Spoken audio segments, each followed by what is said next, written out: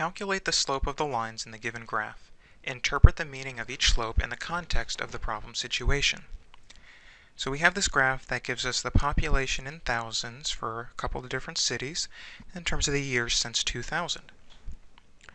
So let's start with Fresno, and we'll calculate the slope and then interpret it.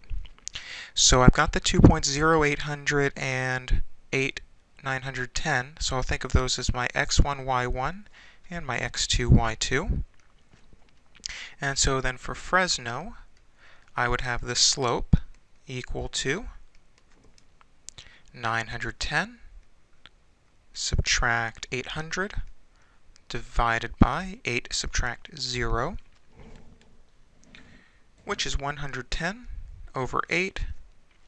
And if we go through and calculate that as a decimal, that's 13.75. But now let's think about the units on those numbers, right? Those 910 and 800 and 8 and 0 have units in this context. The units are, for the 910 and the 800, well, those are units of a population. So those are thousands of people. And the 8 and the 0 have units of years. And so when we interpret the slope in this context, we're going to include the word per between thousands of people and year. And so here's how I would interpret the slope for Fresno. The population of Fresno has been increasing by 13.75 thousand people per year since 2000.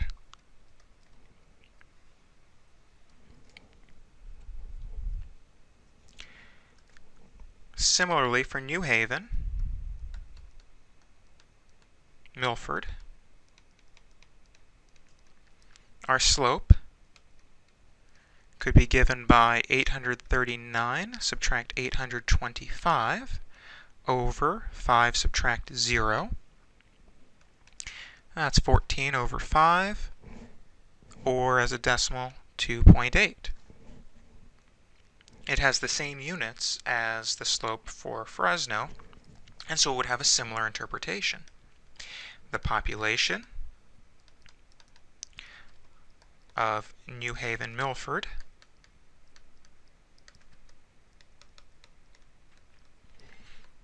has been increasing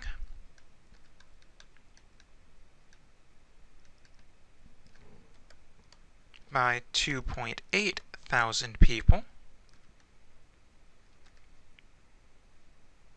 per year since 2000.